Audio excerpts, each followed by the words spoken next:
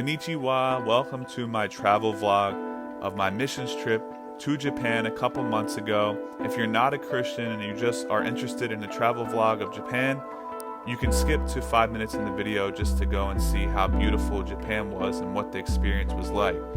But I would encourage you to stick through the whole thing just to see what God is doing in Japan. It's such a beautiful thing. If you are a Christian and you would like to support me, make sure that you like, comment, and subscribe now to get the algorithm to pick this up.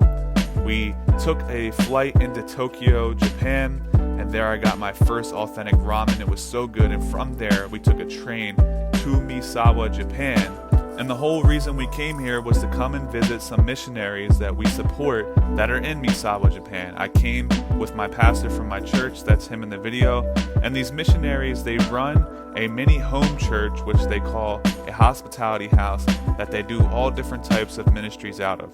This was a Saturday service they were running where they lead worship in Japanese and in English, and then they have a Bible study afterwards. This was such a special and beautiful time because we actually came to lay hands on Pastor John and ordain him as a pastor that we recognize.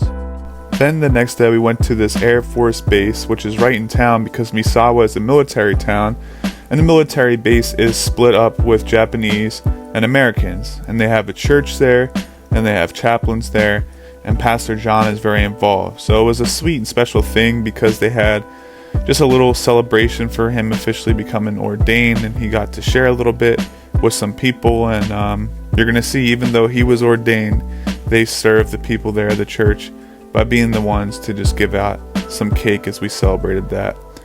This is my pastor that I went with, just chatting with one of the Air Force soldiers there that are in the military. He was a really nice guy. The interesting thing is, for the most part, most churches in Japan are near a military base. After this, we just enjoyed the rest of the day fellowshipping, kind of giving these guys a break, and got to witness the beginning of the blossoming of the cherry blossoms, the sakura, which is like a holiday and a really important thing in their culture.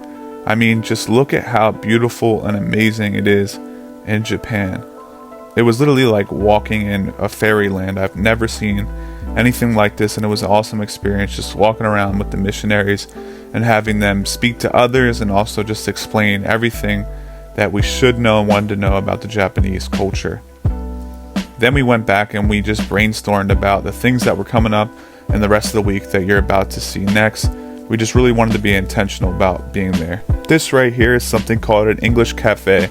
It's very popular for missionaries in Japan and other countries where we invite Japanese people to come and learn English while we also learn Japanese, but the main goal is to talk about Jesus. We even had some Mormons show up. It was crazy. This here is a men's Bible study that we had the opportunity to be a part of which John actually runs at that military base. And he has a pretty cool method that he's using right here, which is a series about the Mere Christianity book by C.S. Lewis, which is amazing. I highly recommend it if you've never read it.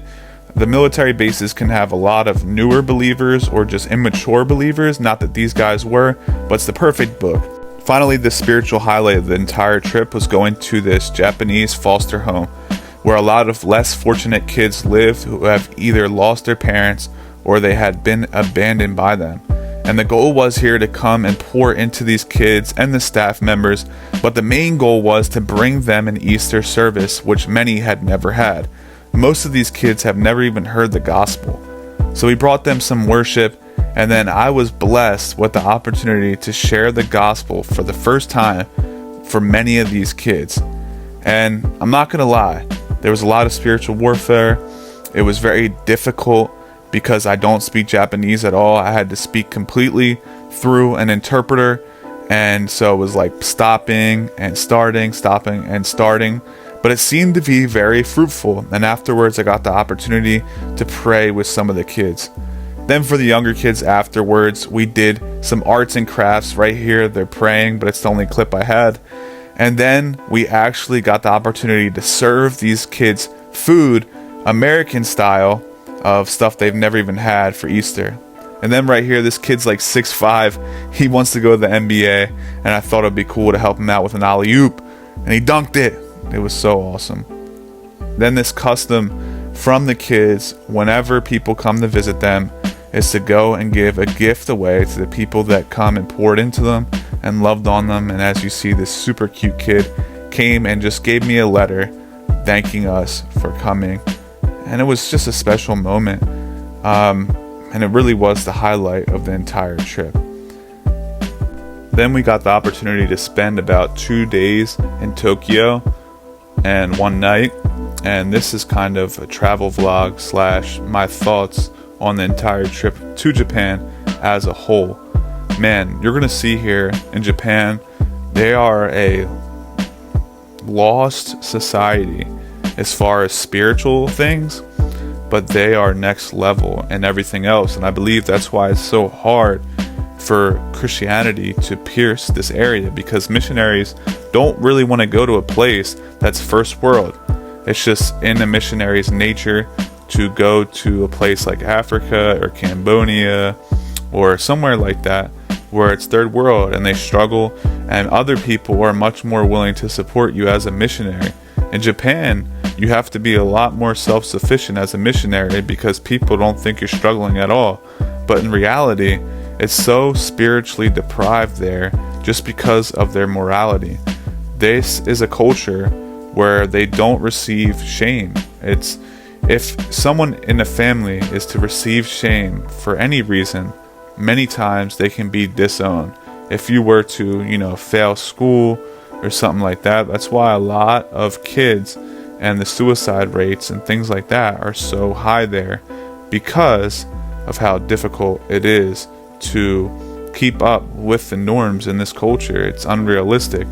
And this is why I believe that they really do need Jesus to understand that, hey, we as humans fall short. And that's the reason why we need a savior.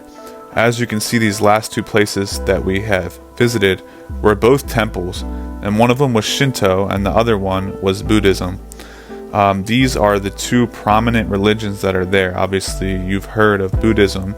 Shintoism is a religion that has to do with a lot of worship of your ancestors. And so what happens if someone becomes a Christian, they're disowned by their entire family because it's basically, in their eyes, them giving up on their ancestors and just forgetting about them. This was a crazy divine appointment. This was a TV show called Welcome to Tokyo or something like that, where they go around and they find Americans or other people coming to Tokyo and they follow them around while they're in Tokyo to see what they're doing and why they came. And as much as I wanted to become famous in Tokyo, I used this opportunity to preach Christ, and it was actually a really awesome opportunity and pretty cool, and I highly doubt that episode or that clip of me ever made it anywhere. But as I was saying, Shintoism makes it very hard for someone to convert to Christianity because they'll be disowned by their entire family. And as I said, the Japanese culture is so morally good in their own eyes, and it's almost impossible for them to admit that they are flawed. It's just something that they don't do. It's not in their culture, and so it makes them hard to admit that they're a sinner enough to become Christians. I really do hope I get to come back to Japan one day. Until I go back, I will be continually praying. And if you're someone who wants to become a missionary, or you are a missionary and you're praying about where you should go, just because Japan doesn't have a ton of people starving like Africa doesn't mean that they don't need Jesus. This place was one of the most spiritually deprived that I've ever been, and it was just amazing to be used just a little bit by the Lord. If you guys enjoyed this vlog, make sure you like, comment, and subscribe, and let me know if you guys want to see me do a vlog about my trip to Cambodia.